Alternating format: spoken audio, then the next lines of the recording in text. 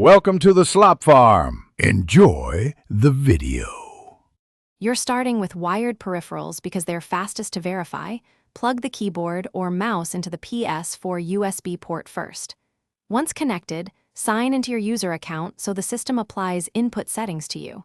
Make sure firmware is current. This prevents recognition bugs.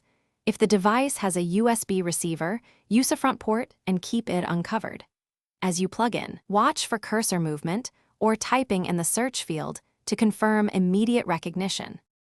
Now pair wireless devices.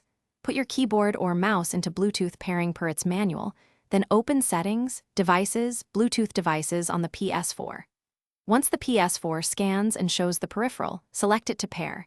You may need to enter a PIN, commonly 0000 or 1234, so have that ready.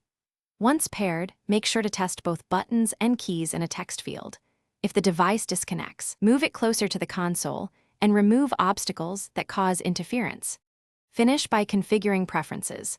Go to Settings, Devices, External Keyboard to set language and key repeat, and confirm mouse sensitivity in supported games if available. If ports are full, use a powered USB hub because some keyboards or combo receivers need extra current. Once done, test in a game and in a text box. Troubleshooting tip: if nothing responds, restart the Ps4, repair or reconnect, and try another port. This clears device conflicts and often resolves recognition issues. Thanks for watching. Consider subscribing if we helped you today.